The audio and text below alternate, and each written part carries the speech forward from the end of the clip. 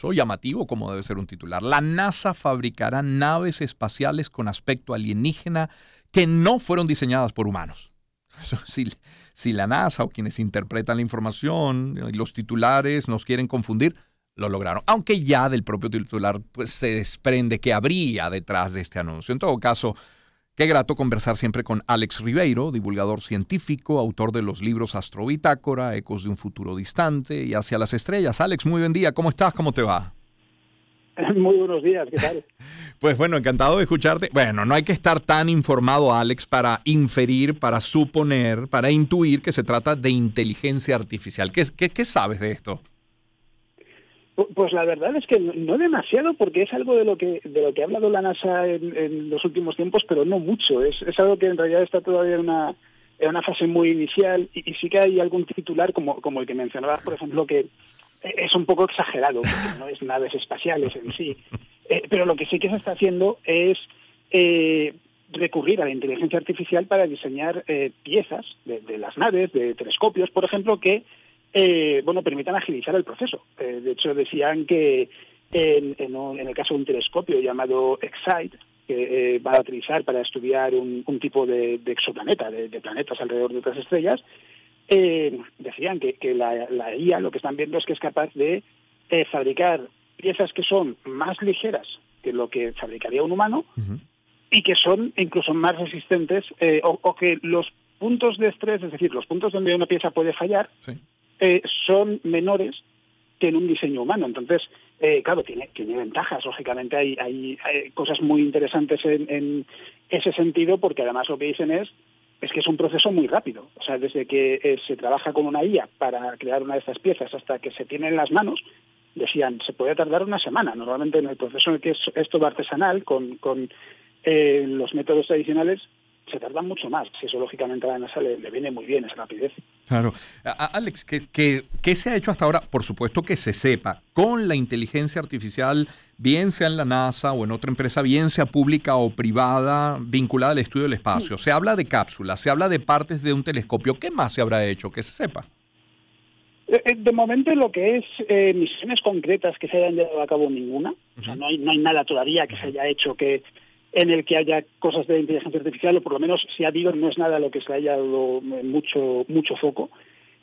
Fuera de lo que es la industria aeroespacial, sí que sé, porque además, de hecho lo menciona la propia NASA, es por lo que lo sé, que sí que se está utilizando hoy en día la IA, por ejemplo, para diseñar chasis de motos y de coches. Claro, lo que contaban ellos es la diferencia entre nosotros siendo la NASA y la industria automovilística, es que la industria automovilística cada año va a crear un chasis nuevo, una carrocería nueva. Dicen, nosotros necesitamos piezas nuevas, necesitamos miles cada año. Entonces, claro, el poder recurrir a eso es algo que es muy interesante. Y sí, decías tú, cosas como telescopios, naves, un campo en el que se está muy interesado en ver qué se puede hacer con todo esto, que además hemos hablado de ello alguna vez, es las bases en la Luna y en Marte. Claro. Porque allí sí que hemos comentado alguna vez, claro, uno de los grandes retos es cómo construimos una base en la Luna antes de que lleguen los seres humanos. Porque necesitamos tener un hábitat ¿dónde llegar? Claro. En el que un ser humano pueda estar claro. Entonces, con la inteligencia artificial lo que sí se puede hacer es tener una misión robótica que sea capaz de extraer los recursos que hay en la Luna, los recursos, el uso de recursos in situ, como se le llama, y con la ayuda de inteligencia artificial fabricar la base, o por lo menos los componentes más importantes, fabricarlos de manera remota. Hablas de interesante, Alex, y sí que lo es, porque ahora se juntan dos conceptos que son apasionantes, es decir, el espacio por una parte, que sigue siendo tan atractivo, y luego la inteligencia artificial, y en ambos casos con mucho por explorar.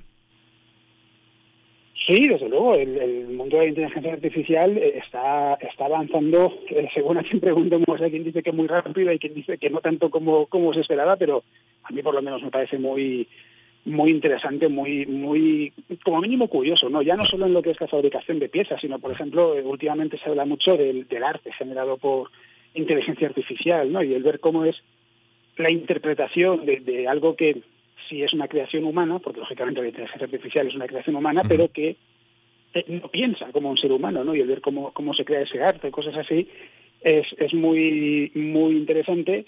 pero luego también el pensar en esto, ¿no? En procesos que no tienen por qué ser fáciles, porque al final diseñar un componente de un telescopio, por ejemplo, no es sencillo, y no lo hace una IA por sí misma, es decir, necesita ayuda de seres humanos. Hace falta, por ejemplo, decirle, en el caso del telescopio X-Ray decían que con un bloque de aluminio, un bloque sólido, le decían a la IA, necesitamos que sea una pieza que va a ir encajada, es un punto de unión entre dos componentes diferentes. Entonces sí que le dicen, en esta zona del bloque no puedes poner nada porque aquí es donde va un láser, por ejemplo, y entonces el láser queda bloqueado si hubiese algo. O tiene que tener este espacio porque tenemos que poder manipularlo. Ese tipo de cosas. Sí. Y con un poquito de ayuda del ser humano se pueden crear cosas que son espectaculares. Claro, es que al final, bueno, todavía ahora que evolucione no lo sabemos, pero todavía la inteligencia artificial es lo que es una herramienta que es creación humana, y el asunto está, siempre se ha dicho desde el inicio, en darle la mejor descripción a manera de input a la inteligencia artificial para que ella lo desarrolle, pero sigue siendo una herramienta. Evidentemente. O sea, el mundo de la ciencia ficción nos puede hacer pensar en esas inteligencias artificiales que en realidad son conscientes de su existencia, cosas así. Estamos muy lejos de eso. De hecho, me atrevería a decir que ni siquiera está claro que algún día se llegue a ese punto, porque hay que entender que en realidad a día de hoy ni siquiera se entiende el cerebro al 100%. Hay muchas cosas del ser humano que todavía no están bien entendidas. Y algo como lo que es la conciencia, el hecho de ser consciente de que existes, eso es algo que es difícil incluso de explicar para un ser humano. Intentemos imaginar conseguir que una inteligencia artificial, que en realidad no es un ser vivo, sea consciente de su existencia. Ni siquiera los animales, ¿no? O sea, no todos los seres vivos del planeta son conscientes de su existencia. Ni hablar de sensaciones, de sentimientos, de emociones. No te quiero despedir, Alex Ribeiro, con nosotros, sin hablar de Venus y de Júpiter, que está haciendo noticia, alineados en este final de febrero, y entiendo que por última vez hasta el año 2025, y además con esa imagen de la luna en medio, todo un espectáculo, ¿no? Sí, bueno, ayer fue el día del inicio de la conjunción en sí, que va a ir avanzando. De aquí al 3 de marzo aproximadamente, la noche del 2 o el 3 de marzo es cuando Venus y Júpiter van a estar tan cerca que en realidad van a aparecer solo una estrella, o sea que va a ir a más en estos días, pero es verdad que ayer era especialmente bonito, era especialmente vistoso porque estaba la luna justo entre Venus y Júpiter. Sí. Y sí, sucede todos los años. Pero es verdad que en 2024, en principio, lo que va a pasar es que van a estar muy cerca del Sol desde el punto de vista de la Tierra. Claro, no lo vamos a poner. Se van a poner muy poco.